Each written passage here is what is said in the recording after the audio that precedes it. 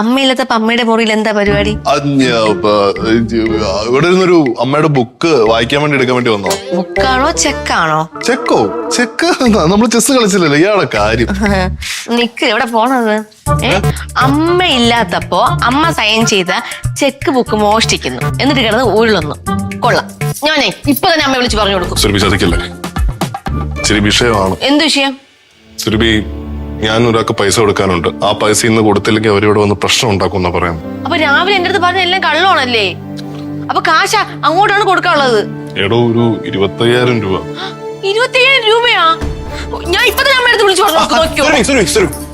എടോ, ഇയാളിപ്പോ അമ്മയുടെ അടുത്ത് പറഞ്ഞു കഴിഞ്ഞാൽ ഇയാൾക്ക് എന്താ പ്രയോജനം? അമ്മയുടെ അടുത്ത് പറഞ്ഞില്ല എന്നുണ്ടെങ്കിൽ എന്താണ് എനിക്ക് പ്രയോജനം? ഒരു ഭർത്താവിനോട് തോന്നുന്ന ചാരിതാർത്ഥ്യം.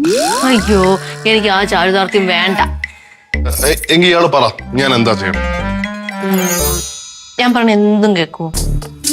എന്തും കേക്കും, പക്ഷെ ഈ ചെക്ക് മാത്രം ചോദിക്കരുത്. ഇതിനകത്ത് ആകെ ഞാൻ 25,000 രൂപ എഴുതിയെടുക്കുന്നുള്ളൂ. അത് ഞാൻ മേടിച്ച പാടെ അവർക്ക് കൊടുക്കുക. എന്റെ നിവൃത്തിയുടെ കൊണ്ട് ഞാൻ ഒരു കാര്യം പറയാം, അതനുസരിക്കണം. എന്താ വാ വാ.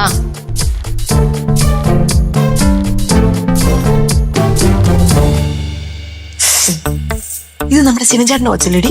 ധന്യ നല്ല സുന്ദരിയുണ്ടല്ലേ? നമ്മുടെ അത്രയൊന്നും ഇല്ല. ലൈക്ക് ചെയ്യാം. വേണ്ട, അവൾ അഹങ്കാരിയാ. അതെന്താ? അവളെന്നെ കാണുമ്പോ ചോദിക്കുക എന്താ ലൈക്ക് ചെയ്യാൻ? ഞാൻ നീ കണ്ടില്ലെന്നൊക്കെ പറയണം. അയ്യേ, അമ്മയ്ക്ക് എന്താ അഹങ്കാരിയാന്ന് തോന്നാ? അവള് ഇത്രയുള്ള ഉടുപ്പിട്ടുണ്ട് അവൾ കിടന്ന് കളിക്കുന്നു. പിന്നെ ഇത്രയുള്ള ഉടുപ്പിട്ടവരൊക്കെ കുട്ടി ഉടുപ്പിട്ടവരൊക്കെ അങ്ങ് അഹങ്കാരികളാവുള്ളൂ. പ്രതീക്ഷ എന്റെ ആഗ്രഹങ്ങളൊക്കെ സാധിച്ചു തരുമോ? ശരി, എന്താഗ്രഹം പറഞ്ഞാലും ഞാൻ സാധിച്ചു തരില്ലേ? നമുക്കിന്ന് പത്മനാഭസ്വാമി ക്ഷേത്രത്തിൽ പോണം. അമ്പലത്തിലോ? ഇന്നോ? ചെക്ക് അമ്പലത്തിൽ നമുക്ക് പോവാം. ഇന്നലെ ഇപ്പൊ എന്നിട്ടേ തിരിച്ചു വരുമ്പോ പോറ്റി ഹോട്ടലിൽ നിന്നേ എനിക്കൊരു മസാല ദോശ വേണം.